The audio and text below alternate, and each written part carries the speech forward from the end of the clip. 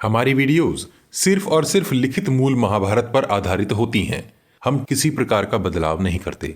इस भाग में आप विस्तार से जानेंगे कि किस प्रकार श्री कृष्ण ने भीमसेन को रथ से उतारकर नारायणास्त्र को शांत कराया। उस अस्त्र के शांत होने पर दुर्योधन ने अश्वत्थामा से किस प्रकार की बातें कही। पिछले भाग में आपने जाना था कि जब अश्वत्थामा ने नारायणास्त्र चलाया तब वहां किस प्रकार के भीषण संहार का दृश्य उत्पन्न हुआ। उस अस्त्र के निवारण का रहस्य जब श्री कृष्ण ने बताया तब भी भीमसेन ने उनकी बात क्यों नहीं सुनी थी। पिछले एपिसोड का लिंक आपको डिस्क्रिप्शन बॉक्स तथा चैनल के पेज पर मिल जाएगा। द्रोण पर्व अध्याय 200। संजय बोले, हे राजन, भीमसेन को उस अस्त्र से घिरा हुआ देख अर्जुन ने उन्हें उसके तेज से बचाने के लिए वरुणास्त्र चलाया। हे राजन, वहां अर्जुन ने बड़ी फुर्ती की थी जिससे भीमसेन पर वरुणास्त्र का एक आवरण सा बन गया था। इससे कोई भी यह देख न सका कि भीमसेन उस नारायणास्त्र की बाण वर्षा के भीतर वरुणास्त्र से घिरे हुए हैं। अश्व, सारथी और रथ सहित भीमसेन द्रोण पुत्र के उस अस्त्र से ढककर आग के भीतर रखी हुई सूक्ष्म अग्नि के समान प्रतीत होने लगे थे। वे ज्वाला से इतने घिर गए थे कि उनकी ओर देखना भी कठिन हो रहा था। हे राजन, जिस प्रकार रात्रि समाप्त होने पर सारे ज्योतिर्मय ग्रह नक्षत्र अस्तांचल की ओर चले जाते हैं, उसी प्रकार अश्वत्थामा के बाण भीमसेन के रथ के समीप गिर रहे थे। हे राजन, भीमसेन तथा उनके रथ, अश्व और सारथी नारायणास्त्र से आच्छादित हो उसकी आग की लपटों के भीतर आ रहे थे। जैसे प्रलय काल की अग्नि चराचर प्राणियों सहित संपूर्ण जगत को भस्म करके परमात्मा के मुख में प्रवेश कर जाती है, उसी प्रकार उस अस्त्र ने भीमसेन को चारों ओर से ढक लिया था, जिसमें पांडुपुत्र भीमसेन किसी को दिखाई नहीं पड़ते थे। उस युद्ध स्थल में कोई प्रतिद्वंदी योद्धा न होने से द्रोण पुत्र अश्वत्थामा प्रबल होते जा रहे थे। पांडवों की सारी सेना अपने अस्त्र डालकर भय से अचेत हो गई थी और युधिष्ठिर आदि योद्धा भी युद्ध से विमुख हो गए थे। यह सब देखकर महातेजस्वी अर्जुन और प्रतापी श्री कृष्ण बड़ी उतावली के साथ रथ से कूदकर भीमसेन की ओर दौड़े। वहां पहुंचकर वे दोनों द्रोण पुत्र की अस्त्र शक्ति से प्रकट हुई उस अग्नि में माया द्वारा प्रविष्ट हो गए। उन दोनों ने अपने अस्त्र रख दिए थे, वरुणास्त्र का प्रयोग किया था तथा वे दोनों कृष्ण अर्थात अर्जुन और श्री कृष्ण अत्यधिक शक्तिशाली थे, इसीलिए वह अस्त्र जनित अग्नि उन्हें जला न सकी। तदनंतर नर और नारायण स्वरूप अर्जुन और श्री कृष्ण ने उस नारायणास्त्र की शांति के लिए भीमसेन और उनके संपूर्ण अस्त्र शस्त्रों को बलपूर्वक रथ से नीचे खींच लिया। हे राजन, नीचे खींचे जाते समय कुंती कुमार भीमसेन और भी जोर जोर से गर्जना करने लगे थे। इससे अश्वत्थामा का वह परम दुर्जय घोर अस्त्र और भी अधिक बढ़ने लगा। उस समय श्री कृष्ण ने उनसे इस प्रकार कहा, हे पांडुनंदन कुंती कुमार, यह भला कैसी बात है कि तुम इतना मना करने पर भी युद्ध से निवृत्त नहीं हो रहे हो। यदि ये सब कौरव नंदन इस समय युद्ध से ही जीते जा सकते तो हम और ये सभी नरश्रेष्ठ योद्धा यहाँ युद्ध ही करते दिखाई देते। तुम्हारे सभी सैनिक रथ से उतर गए हैं। हे कुंती कुमार, अब तुम भी शीघ्र ही रथ से उतरकर युद्ध से निवृत्त हो जाओ। हे राजन, ऐसा कहकर श्री कृष्ण ने क्रोध से लाल आंखें करके और सर्प के समान फुफकारते हुए भीमसेन को रथ से भूमि पर खींच लिया। जब भीमसेन रथ से उतर गए और उनसे अस्त्र शस्त्रों को भूमि पर रखवा दिया गया, तब वह शत्रुओं को संताप देने वाला नारायणास्त्र स्वतः शांत हो गया। हे राजन, उस अद्भुत विधि से उस दुस्सह तेज के शांत हो जाने पर सारी दिशाएं और विदिशाएं निर्मल हो गई। वहां तुरंत ही शीतल सुखद वायु चलने लगी। पशु पक्षियों का आर्तनाद बंद हो गया। हे भारत, उस भयंकर तेज के दूर हो जाने पर भीमसेन रात बीतने पर उगे हुए नवीन सूर्य के समान प्रकाशित होने लगे। हे राजन, पांडवों की जो सेना मरने से बच गई थी, वह उस अस्त्र के शांत हो जाने से उन्हें आपके पुत्र का विनाश करने के लिए हर्ष से खिल उठी। तब विचलित सा हुआ दुर्योधन बोल पड़ा, हे अश्वत्थामा, तुम पुनः शीघ्र ही इस अस्त्र का प्रयोग करो, क्योंकि विजय की अभिलाषा रखने वाले ये पांचाल सैनिक पुनः युद्ध के लिए आकर डट गए हैं। हे राजन, आपके पुत्र के ऐसा कहने पर अश्वत्थामा ने अत्यंत दीन भाव से गहरी सांस भरकर दुर्योधन से इस प्रकार कहा, हे राजन, न तो यह अस्त्र लौटता है और न इसका दोबारा प्रयोग ही किया जा सकता है। यदि इसका पुनः प्रयोग किया जाए तो यह प्रयोग करने वाले को ही समाप्त कर देगा, इसमें कोई संशय नहीं है। राजन, श्री कृष्ण ने इस अस्त्र के निवारण का उपाय कर दिया है, अन्यथा आज युद्ध में आपके संपूर्ण शत्रुओं का वध हो ही गया होता। पराजय हो या मृत्यु, इनमें तो मृत्यु ही श्रेष्ठ है, पराजय नहीं। ये सारे शत्रु हार गए थे, अस्त्र डालकर निष्प्राण के समान हो गए थे। दुर्योधन बोला, हे आचार्य पुत्र, तुम तो संपूर्ण अस्त्रवेत्ताओं में श्रेष्ठ हो। यदि इस अस्त्र का 2 बार प्रयोग नहीं हो सकता तो तुम दूसरे ही उत्तम अस्त्रों द्वारा इन गुरु जातियों का वध करो। तुम में तथा अमित तेजस्वी प्रभु शंकर में ही संपूर्ण दिव्यास्त्र प्रतिष्ठित हैं। यदि तुम मारना चाहो तो क्रोध में भरे हुए इंद्र भी तुमसे बचकर नहीं जा सकते। धृतराष्ट्र ने पूछा, हे संजय, द्रोणाचार्य छलपूर्वक मारे गए और नारायणास्त्र भी प्रतिहत अर्थात निष्फल हो गया। तब दुर्योधन के वैसा कहने पर अश्वत्थामा ने फिर क्या किया? क्योंकि उसने तो यह देख लिया था कि नारायणास्त्र से बचे हुए पांडव वहां युद्ध के लिए उपस्थित हैं और युद्ध के मुहाने पर विचर रहे हैं। संजय बोले, हे राजन, अश्वत्थामा की ध्वजा पताका में सिंह की पूंछ का चिन्ह बना हुआ था। उसने अपने पिता के मारे जाने की घटना का स्मरण करके और युद्ध छोड़कर धृष्टद्युम्न पर धावा किया। हे राजन, निकट जाकर पुरुष प्रवर अश्वत्थामा ने धृष्टद्युम्न को पहले शूद्रक नामक 20 बाण मारे, फिर अत्यंत वेग से 5 बाणों का प्रहार करके उन्हें घायल कर दिया। हे राजन, तदनंतर धृष्टद्युम्न ने प्रज्वलित अग्नि के समान तेजस्वी द्रोणपुत्र पर 63 बाणों की झड़ी लगा दी। फिर सुवर्ण में पंख वाले 20 बाणों से उसके सारथी और 4 तीखे बाणों से उसके चारों अश्वों को भी घायल कर दिया। धृष्टद्युम्न अश्वत्थामा को बींधकर पृथ्वी को कंपाते हुए इस प्रकार गरज रहे थे मानो उस महासमर में वे संपूर्ण जगत के प्राण ले रहे हों। हे राजन, उस बलवान अस्त्रवेत्ता तथा दृढ़ निश्चय वाले धृष्टद्युम्न ने द्रोण पुत्र पर ही धावा किया। तत्पश्चात उस पांचाल पुत्र ने अश्वत्थामा के मस्तक पर बाणों की वर्षा आरंभ कर दी। अपने पिता के वध का बारंबार स्मरण करते हुए अश्वत्थामा ने भी सम्रांगण में कुपित हुए धृष्टद्युम्न को बाणों द्वारा आच्छादित कर दिया और 10 बाणों से मारकर उसे गहरी चोट पहुंचाई। अश्वत्थामा ने सधे हुए 2 छुरों से पांचाल कुमार के ध्वज और धनुष को काटकर दूसरे अनेक बाणों द्वारा उसे भली भांति पीड़ित किया। इतना ही नहीं, द्रोणपुत्र ने धृष्टद्युम्न को अश्वों, सारथी तथा रथ से भी वंचित कर दिया। साथ ही कुपित हो उनके सारे सेवकों को बाणों से मार मार कर खदेड़ना शुरू कर दिया। हे राजन, तदनंतर पांचालों की सेना भ्रांत एवं आर्त अर्थात भ्रम और पीड़ित होकर भाग चली। योद्धाओं को युद्ध से विमुख और धृष्टद्युम्न को बाणों से पीड़ित देख सात्विकी ने तुरंत अपना रथ अश्वत्थामा के रथ की ओर बढ़ाया। उन्होंने 8 पैने बाणों से अश्वत्थामा को चोट पहुंचाई।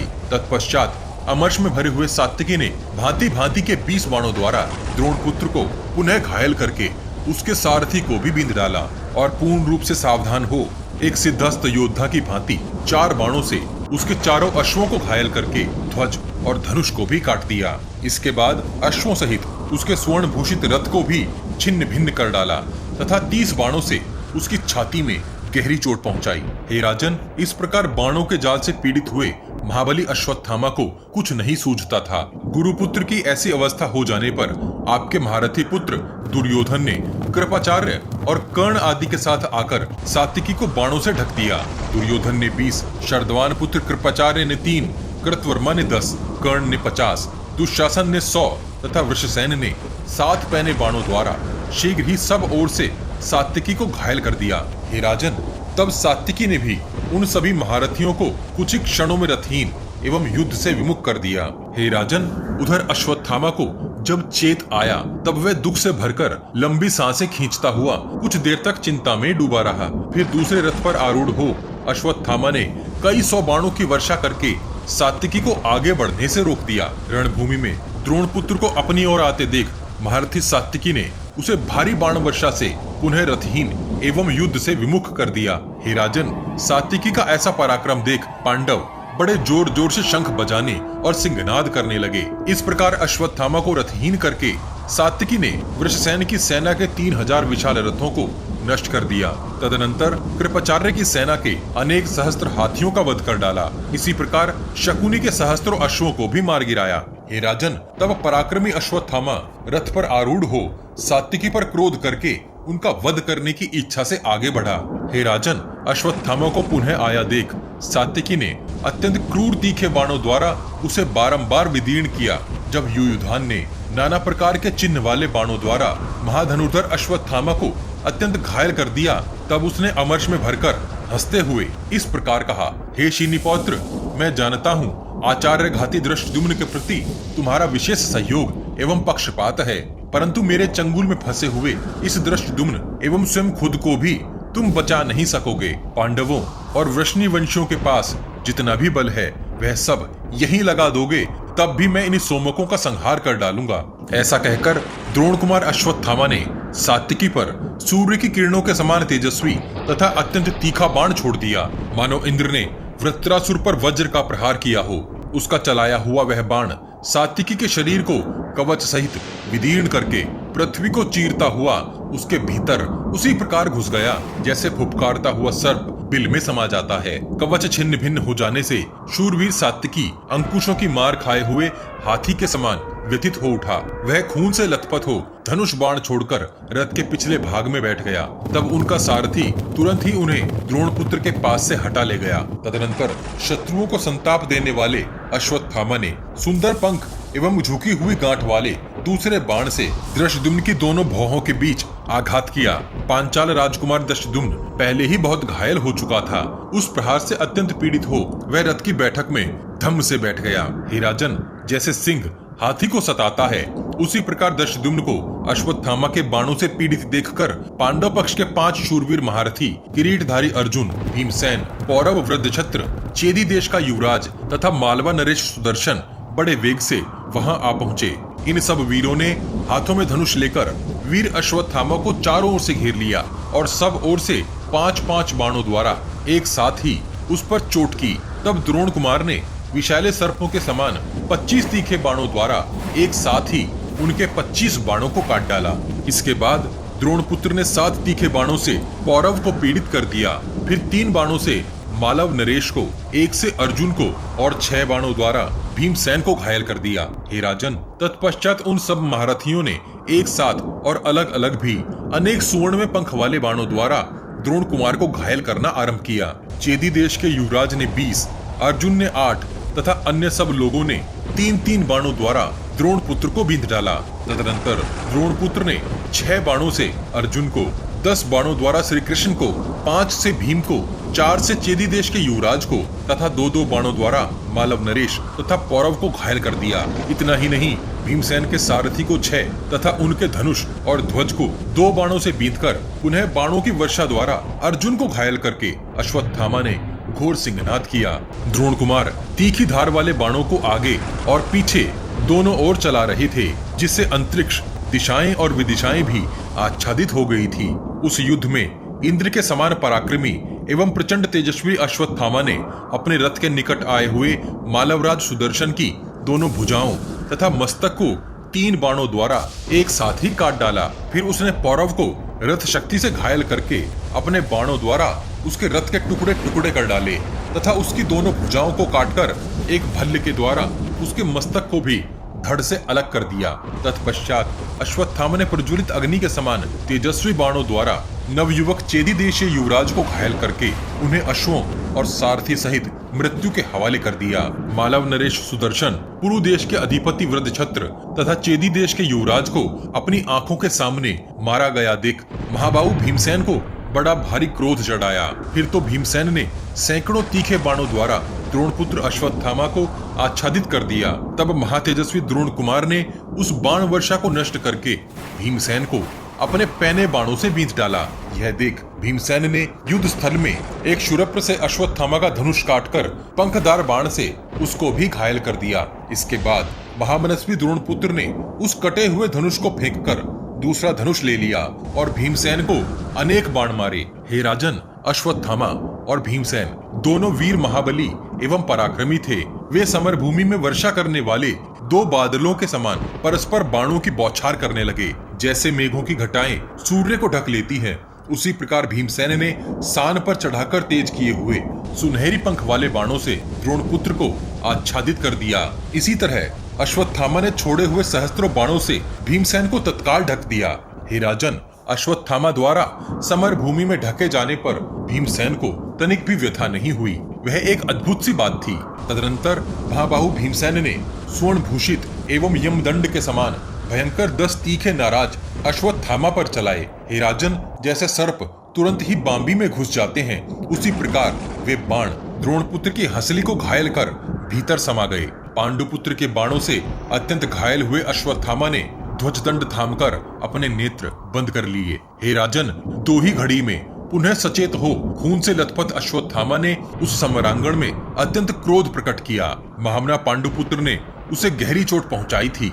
अतः अश्वत्थामा ने भीमसेन के रथ पर ही बड़े वेग से आक्रमण किया। हे राजन, उसने धनुष को कान तक खींचकर 100 बाण भीमसेन पर चलाए। युद्ध में स्पर्धा रखने वाले भीमसेन इस पराक्रम की कोई परवाह न करते हुए तुरंत ही उस पर भयंकर बाणों की वर्षा करने लगे। हे राजन, तब अश्वत्थामा ने कुपित हो बाणों द्वारा भीमसेन के धनुष को काटकर उसकी छाती में पैने बाणों से प्रहार किया। क्रोधित हुए भीमसेन ने दूसरा धनुष लेकर युद्ध स्थल में 5 पैने बाणों से द्रोण पुत्र को घायल कर दिया।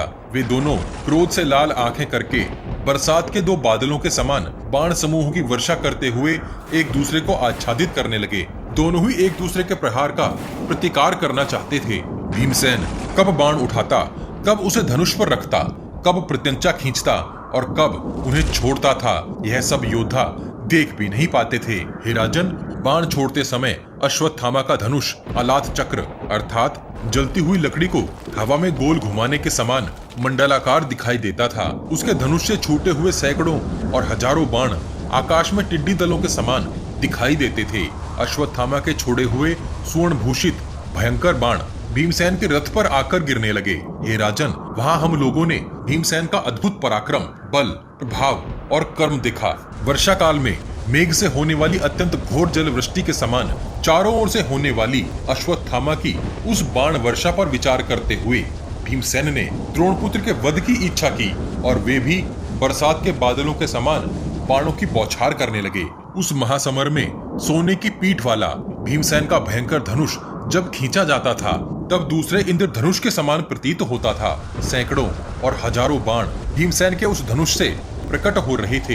हे राजन, इस प्रकार बाण समूहों की वर्षा करते हुए उन दोनों के बीच वायु भी असमर्थ हो गई थी। हे राजन, तदनंतर अश्वत्थामा ने भीमसेन के वध की इच्छा से बहुत से स्वर्ण भूषित बाण चलाए, परंतु भीमसेन ने अपने बाणों द्वारा आकाश में ही उन बाणों में से प्रत्येक के 3-3 टुकड़े कर डाले और द्रोणपुत्र से कहा, खड़ा रहे, खड़ा रहे। तब महान अस्त्रवेत्ता द्रोणपुत्र ने अपने अस्त्रों की माया से तुरंत ही भीमसेन की बाण वर्षा का निवारण करके उसका धनुष काट डाला। साथ ही क्रोध में भरकर बहुसंख्यक बाणों द्वारा उन्हें शत विक्षत कर दिया। धनुष कट जाने पर भीमसेन ने द्रोणपुत्र के रथ पर एक भयंकर रथ शक्ति बड़े वेग से घुमाकर फेंकी। बड़ी भारी उल्का के समान सहसा अपनी ओर आती हुई उस रथ शक्ति को अश्वत्थामा ने अपने हाथों की फुर्ती दिखाते हुए तीखे बाणों से काट डाला। इसी बीच मुस्कुराते हुए भीमसेन ने एक सुदृढ़ धनुष लेकर अनेक बाणों से द्रोणपुत्र को बींध डाला। हे राजन, तब अश्वत्थामा ने झुकी हुई गांठ वाले बाण से भीमसेन के सारथी का ललाट छेद दिया। हे राजन, बलवान द्रोणपुत्र के द्वारा अत्यंत घायल किया हुआ सारथी अश्वों की बागडोर छोड़कर मूर्छित हो गया। हे राजन, सारथी के मूर्छित हो जाने पर भीमसेन के अश्व संपूर्ण धनुर्धरों के देखते देखते वहां से भाग चले और भीमसेन को समरांगण से दूर हटा ले गए। यह देखकर वीर अश्वत्थामा ने अत्यंत प्रसन्न हो अपना विशाल शंख बजाया। तब पांडुपुत्र भीमसेन तथा समस्त पांचाल भयभीत हो धृष्टद्युम्न का रथ छोड़कर चारों दिशाओं में भाग गए। उन भागते हुए सैनिकों पर पीछे से बाण बिखेरते और पांडव सेना को खदेड़ते हुए अश्वत्थामा ने बड़े वेग से उनका पीछा किया। हे राजन, समरांगण में द्रोणपुत्र के द्वारा मारे जाते हुए समस्त राजाओं ने उसके भय से भागकर अलग अलग दिशाओं की शरण ली। द्रोण पर्व का 200वां अध्याय यही समाप्त होता है। अगले भाग में जानेंगे कि नारायणास्त्र के विफल हो जाने पर अश्वत्थामा ने किस प्रकार आग्नेयास्त्र के प्रयोग से एक अक्षौहिणी पांडव सेना का संहार कर डाला, किंतु श्री कृष्ण और अर्जुन पर अपने अस्त्र का प्रभाव न होने से चिंतित हुए अश्वत्थामा को व्यास जी ने शिव और श्री कृष्ण की महिमा बताई। एक सूचना, इंटरनेट और सोशल मीडिया पर महाभारत और उनके चरित्रों को अनाप शनाप तरीके से बहुत ही विकृत करके जनता अर्थात आप सबके सामने परोस दिया जाता है, जिसके कारण अधिकतर लोग बिना सर पैर की बातों को आधा अधूरा जानकर इस महान महाग्रंथ पर विकृत धारणा बना लेते हैं। हम महाभारत का सही रूप आप सब तक पहुंचाने का भरपूर प्रयास कर रहे हैं, जिसके हर भाग को लिखित महाभारत से मिलान किया जा सकता है। सही महाभारत को आप सबके सहयोग से ही आम जनमानस तक पहुंचाया जा सकता है। वीडियो को शेयर अवश्य कीजिए और इस विशाल प्रोजेक्ट को आगे बढ़ाने में हमारी सहायता कीजिए। इस विशाल ग्रंथ महाभारत को शीघ्रता से समेटने के लिए हम ग्राफिक्स के साथ पॉडकास्ट का सहारा भी ले रहे हैं, ताकि आप तक कुछ जल्दी से महाभारत का सही रूप पहुंचाया जा सके। आपको हमारा प्रयास कैसा लग रहा है, कृपया कमेंट बॉक्स में कमेंट करके हमें जरूर बताइए। पिछले सभी भाग आपको हमारे चैनल के पेज पर और इस वीडियो के डिस्क्रिप्शन बॉक्स में भी मिल जाएंगे। हम हर सीरीज की एक प्लेलिस्ट भी बनाते हैं। उम्मीद है आप हमारी वीडियोस अपने उन दोस्तों को शेयर जरूर करते होंगे जो महाभारत का सही रूप समझना और जानना चाहते हैं। आपके हर शेयर से हमारा मनोबल बढ़ता है। अपने प्रियजनों तक यह ज्ञान पहुंचाने के लिए वॉच गॉड चैनल को सब्सक्राइब और शेयर करना मत भूलिए। सब्सक्राइब बटन के बगल में बनी छोटी सी घंटी भी बजा दीजिए। जय श्री कृष्ण। हर हर महादेव।